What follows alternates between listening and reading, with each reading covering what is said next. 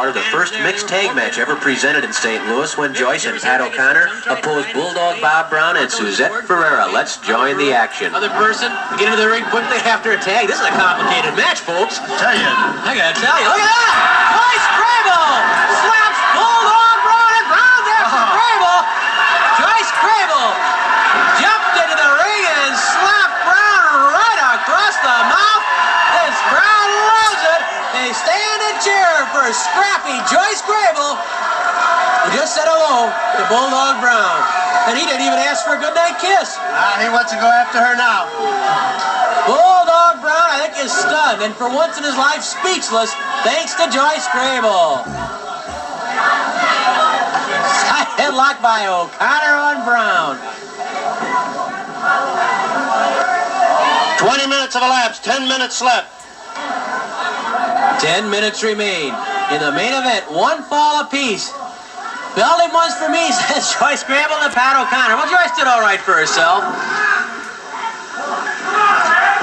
O'Connor obliges his partner. Forearm smash by O'Connor. An uppercut. To the stomach goes O'Connor, then O'Connor drops Brown. O'Connor quickly behind Brown.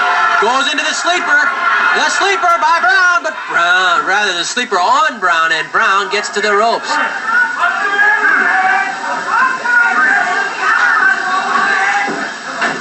Brown a bit groggy, although he wasn't in that sleeper very long. It takes its toll quite quickly. O'Connor goes for Brown's leg and puts O'Connor puts Brown on the canvas. Count of one on the Bulldog. Brown keeping that shoulder up. Crable watching intently as O'Connor twists the foot, now bends that leg down over his own leg to apply extra pressure to the leg. Look at O'Connor with his back foot now, hooks the ankle of Bulldog Brown, and then when Brown sits up, O'Connor slugs him with a forearm smash.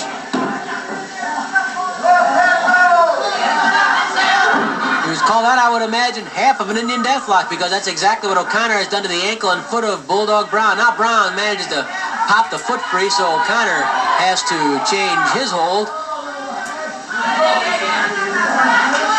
O'Connor leaning into the knee and into the ankle of Bulldog Bob Brown. Brown reaching up for O'Connor's head. Smith, though, keeping an eye on Bulldog. Suzette Ferreira started to step into the ring.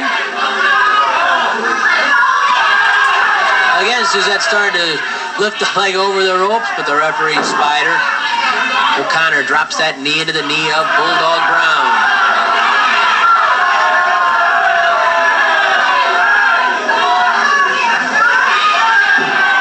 Brown throws a little punch into the side of O'Connor, trying to get O'Connor slightly off balance. This is Brown can pull the leg free, do something to get out of trouble here. A slash to the throat by Brown. O'Connor switches around, grabs Brown's head. O'Connor twisting on the head. There goes Suzette Ferreira trying to slap O'Connor. It didn't work. All it happened was Ferreira rode Brown down to the mat. And Brown says, what are you doing? Jumping on my back. I got enough headaches. Here comes Grable right after Ferreira, and I don't think Ferreira knew that there'd been a tag on the other side of the ring. Once more, Grable in there quickly. Ferreira whipped to the ropes. Grable a flying elbow smash to the jaw of Suzette Ferreira. Ferreira stunned. I think she was stunned from the beginning right here. She didn't know Grable was her opponent. Reverse neck breaker by Joyce Grable. Grable covers Ferreira. This could be a pin, and that's it. Feuds in a long time. With a 10-minute time limit. Introducing first from Syracuse, New York, weighing 240 pounds, Mike Rotundo. His opponent, weighing 245 pounds, the intelligent, sensational Destroyer. And I'm not responsible for what I do to that young punk either. The referee, Fred Atkins.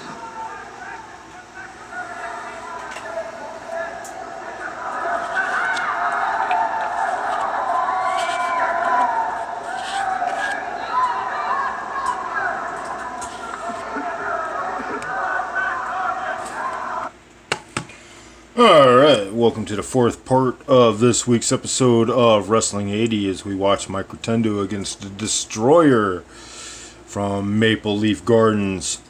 I've got a few cards just to go over on March 14th here, so let's go ahead and finish up the cards of the week. March 14th, 1980 in Aichi, Japan for New Japan. Angel Blanco defeated Akira Maeda. Armando Guerrero defeated Shushi Kai. Kentaro Hoshino and Koetsu Yamamoto defeated Junji Hirata and Kuniaki Kobayashi. Babyface defeated Kengo Kimura. Strong Kobayashi defeated Osamu Kido. Tatsumi Fujinami defeated Haruka Eigen. Gran Hamada and George Takano defeated El Greco and El Sergio. And 2 out of 3 falls match, Riki Choshu, Antonio Inoki, and Seiji Sakaguchi defeated Bad News Allen Kawaj, Iron Sheik, and the Super Destroyer. March 14, 1980 in Calgary, Alberta for Stampede, saw Hercules Alaya match up against Loch Ness Monster, and Barabbas took on Joe Ventura. 14th of March 1980, Winter Haven, Florida. Florida champion Manny Fernandez faced off with Don Morocco. Jimmy Garvin, Steve Kern, and Mr. Florida, and of course Mr. Florida's Paul Jones underneath that mask, against Bad Leroy Brown, Mr. Saito, and Nikolai Volkov. Stanley Lane against Jerry Briscoe, and Bubba Douglas against Brian St. John. March 14, 1980, Highland Park, New Jersey. WWF card, Larry Sharp defeated Angelo Gomez. Bulldog Brower defeated Davey O'Hannon. Mike Masters defeated Frankie Williams. Johnny Rods over Mike Masters. Hulk Hogan over Tito Santana. Bobby Duncombe defeated Ivan Putski by countout. And my last card of the week, March 14, 1980, Pittsburgh, Pennsylvania for WWF. So we have Steve King defeating Jim Grabmeyer. Johnny Valiant defeating Johnny DeFazio. WWF Heavyweight Champion Bob Backlund fought a double disqualification with Ken Patera. Larry Zbyszko defeated Bruno Sammartino by disqualification. Jojo Andrews defeated Jose Estrada. Afonseca defeated Dominic DeNucci and Rene Goulet. And Intercontinental Champion Pat Patterson defeated Baron Mikel Scaluna. I want to thank once again all my subscribers and my friends and my fans as I continue to try to make this podcast the best wrestling podcast. I definitely want to thank my supporters on BitChute as I watch my numbers rise there. As I've said, I'm definitely planning on doing some BitChute exclusives pretty soon here. And as I'm slowly working and planning these out, I just want to thank everybody. And I'll have a new episode sometime this week as I got this one finally out of the way. I could work on looking up the results for the next week, and then hopefully next couple days I'll have a couple more parts for you for the next episode. So this is Sabu Steve Dogosh thanking you, and enjoy after this match. We'll find out who's going to win this match and enjoy our triple main event of the evening. Thank you, and I'll see you next week. Beautiful one by Rotunda. Now rolls the Destroyer around, sets him up on his shoulders. There we got a count right here. No, sir. About a 2. It's a 2 count. Well, I was going to say, Mike, they're inclined to have to agree with him. He probably is the most successful masked man we've ever had wrestling. He's wore that mask for a number of years now and has put it on the line many a time, and nobody's been able to get it off. He says no one has been able to do it. Comes out of that one and went for that figure 4. Rotunda kicks him out. However, Sure comes right up, right headlock. And a beautiful drop by Rotunda. That catches the Destroyer. Here we go again. Rolling him around. Rolling grapevine. Got him up and look out again. Well, 245 pounds rolling him around. You can't come much closer than that to a 3 count, Mike. Fred Atkins, ever vigilant. And when you've got the Destroyer in the ring, I guess the referee has to be extra sharp. Oh, nice hair pull. Woo. Well, that's for sure. That's the world it does. Beautiful. Vicious shoulder. Remember,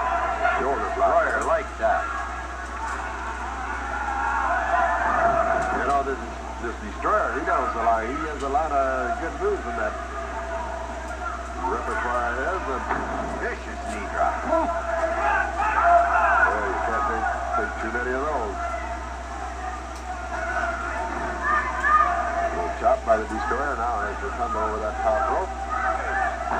Slingshots him back in. Well, Destroyer said, I will not be responsible for what I do to this young punk. However, here, Rotundo catches him with a beauty move. Abdominal stretch coming out. However, what a bump he took. Right over that top rope, landed right on the floor. Right outside the ring. Out onto the floor there. All that is plywood on top of concrete. There's no good to that. Uh-oh. Fred Atkins rings the bell. Match is over. What do we got here, Mike? Destroyer starting there with his jump set. Fred Atkins is there you go. Just threw him over the top rope. That doesn't count. Let's go over to Norm Kimber for the official result. The Destroyer disqualified for throwing Rotundo over the top rope. The winner of the match, Mike Rotundo.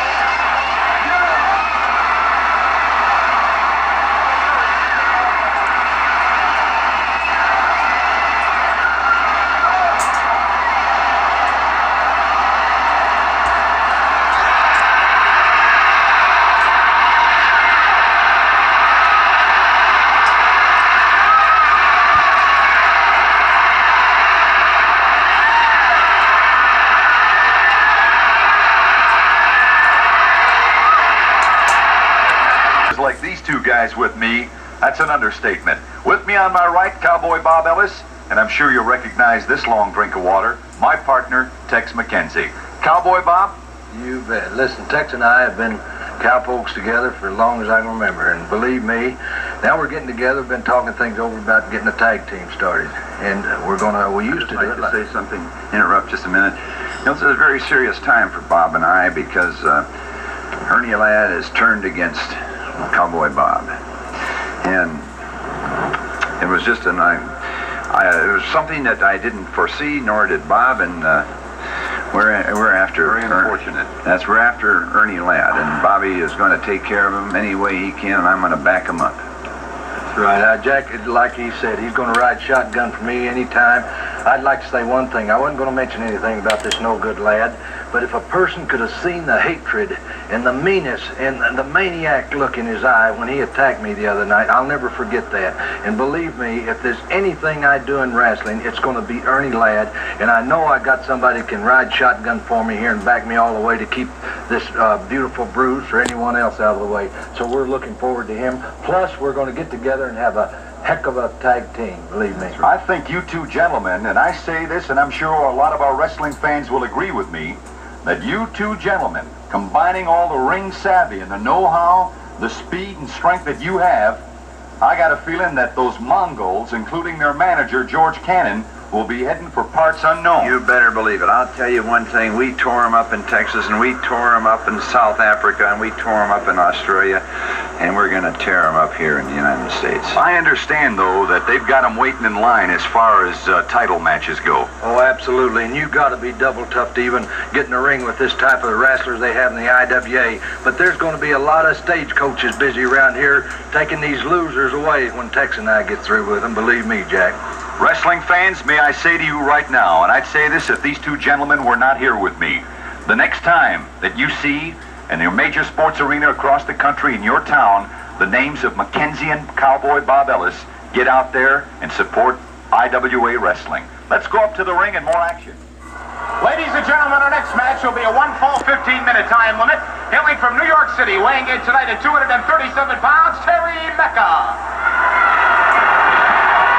His opponent, hailing from Houston, Texas, weighing in tonight at 307 pounds, the king of professional wrestling, Big Ernie Ladd. Along with his agent and advisor tonight, beautiful Bruce. Well, hi again, everybody, and welcome back to more exciting action on it. This man, Ernie Ladd, also was a great professional football player. He had injured his thumb here playing professional football. The man actually shouldn't even be wrestling. Sure, it's an injured thumb, and it's taped for his own protection. The man does not have to use that thumb, and he does not use that thumb.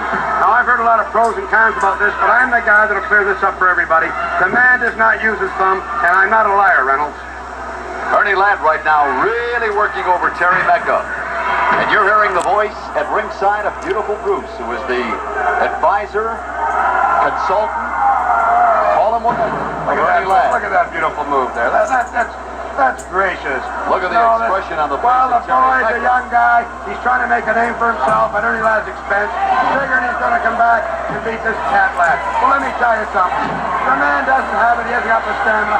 He's getting a couple of licks in. The nine-man cat will come back. The king will come back.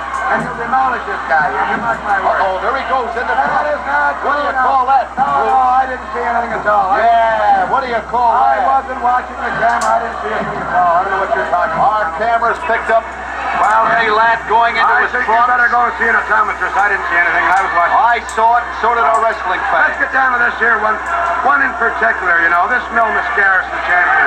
Let's watch it again. There, the magic of videotape. There it is. What's he reaching for He's right rubbing now? his hand What up. is that? It's probably rosin for his thumb. I don't Hurting. believe it. That's It's a unfolding. lubrication for his thumb. His thumb is hurting. Yeah, there it is, wrestling He fans. is You saw it using the again. palm of his hand. It's a football move. Back to live action right It's a now. football move. He's using the palm of his hand. I know what he's doing. Drop kick in there by Big Ernie Ladd. See how that man moved? Did you see the movement on that man? A 6'10" giant throwing drop kicks. It's unheard of. Well, you've seen it, ladies and gentlemen. There he goes again with No, the thumb. no, no. He's using the palm of his hand. Look That close, was a gentlemen. thumb. Well, your eyes are bad. Uh-oh, he's starting to push referee That down the is the underarm. palm of his hand. Now I'm telling you. He's got that thumb. I would also There like he to goes mention- again. No. That calls for immediate disqualification. You're wrong, Reynolds. I would like to mention one thing here, and I also would like to say that this here Cowboy Bob Ellis, what a no good, broken down Texan this guy is. Boy, I'll tell you, you talked about a man who used to revert to dirty tactics. It's like Cowboy Bob Ellis. As long as you mention the name of Cowboy Bob Ellis, there's that thumb again. Oh, come on, Reynolds. Look at that. Look at that. That is Gracious bad, move. man. Gracious move. That Gracious is move. Ken, what do you Beautiful. call that? Beautiful. There he goes again with the thumb. That is the hand. That's the palm of the hand. You're not watching. Palm of the hand. The hand is quicker than the eye, my friend, and I know what he's doing. He's using the palm of the hand. Beautiful move again. Beautiful. Palm of the hand, huh, Bruce? Oh, yes. I have no reason to lie, Reynolds. I have no reason to lie. Body slamming there by Ernie Ladd. There he goes. Outstanding at the ring roll. Look at that jank up there. Look at the movement of that jank. Look at that, would you? 300 Boy, that is pounds. perfection. That Ernie is Ladd, look at the perfection. face. Boy, there's a Well, man. I've enjoyed telling people this is the truth about Mr. Ladd.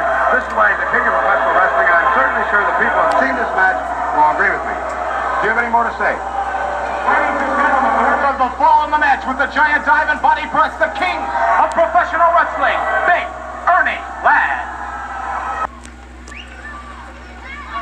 Well, the ring is full of people right now, and they're getting ready for this event, and Boyd Pierce knows all about it, so let's pick him up. This event, 2 out of 3 falls, 1 hour time limit.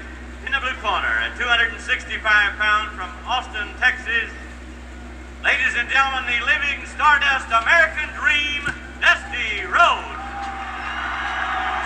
And across the ring, James J. Dillon presents the world's strongest man, Ken Patera. Your referee, Danny McShay. So you have Ken Patera, the world's strongest man, facing the great American dream, Dusty Rhodes, one of the most colorful people in the sports world today, and a man who is just to come out of this and to stay ahead of Patera, to score a fall.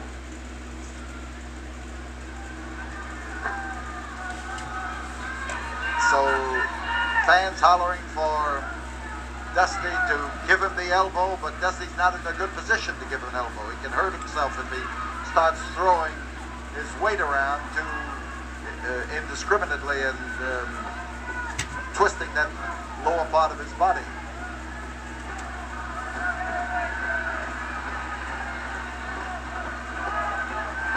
So Dusty's behind. Dusty's got a chin lock, and Dusty is pulling up on Patera's head with the hope of making Patera let go of that ankle which he holds in ransom, but he still got it. The move is all Patera. The Big Dust is using his foot to try to pry the hand and arm of the strong man off of his toe, and it may work. Dusty's leg is likely to be stronger than the arm of Ken Patera, and it was, at least temporarily. So Dusty now stays in behind. Patera keeps working on that. He hopes he's going to be able to slow down the Big Dust. And now, as Dusty turns him over, he's got him down. He turned, used his own leg. The 5-minute mark has been reached. He used his own leg to turn him, the one that was held, and then he applied a body scissor and had him doubled up. But Patera was able to get out. Now he's in position to give Patera trouble right between the eyes. Patera pounding. Here, rather, Rhodes pounding, and Patera trying to avoid it. Ooh, he hit solidly, and Dusty was all wound up there and couldn't unwind. He had started to throw that. Here comes Patera. He's going to try it again, and try it again he did. He's going after the neck, I tell you, he's a great guy for working on somebody's neck. And full Nelson. And he reached, and Dusty Rhodes just took off for the ropes just as fast as he could. There's another effort. Full Nelson, and Dusty makes that quick move, that fast move to the ropes. And that's about the only way you can break that thing with a man as strong as Patera is. And if he uses it too long, you are going to be in deadly trouble. There's a bear hug as Patera puts the pressure on it, and this could be it. Fans are screaming for Dusty to belt him, but he's not really in a good position to belt him. He's saying no, and Patera puts the squeeze on. And look at the way those arms stand out on Patera. Just look at the pressure he's putting on there, and the way they can follow those muscles right up his arm. But that is a man he is squeezing, and that man is feeling the pressure of that arm. He caught him right again between the eyes, and there he comes again to bear hug him. And Patera gets the big squeeze, and Dusty is looking now for something he can do to put it down. He may be out. And Patera now, as Dylan is hollering, turn him over. Dylan is trying to give him orders to Patera. There's one. There is one, and there is two. And Dusty managed to fight his way up, but only to his feet, and Patera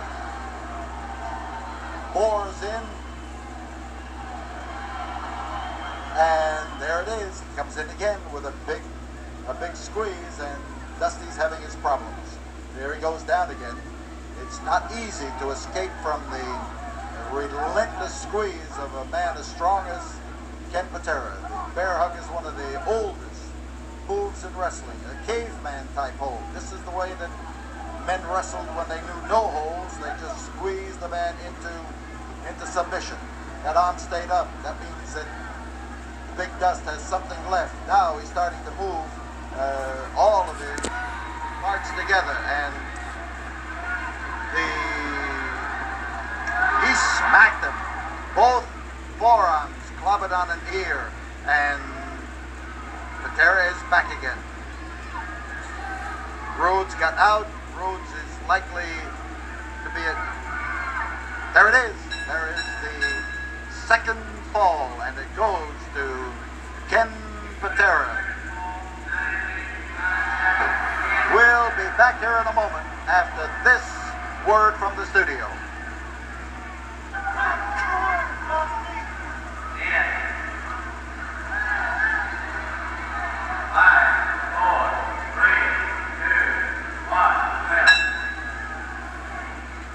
Bell starts for fall number 3 as Ken Patera moves in to start clobbering Dusty Rhodes, and Dusty comes to life in a fashion that shows that he, in spite of the harassment he was suffering during the intermission period, he was recovering from the bear hugs that put him down to defeat in the previous fall, the second fall. Falls are even.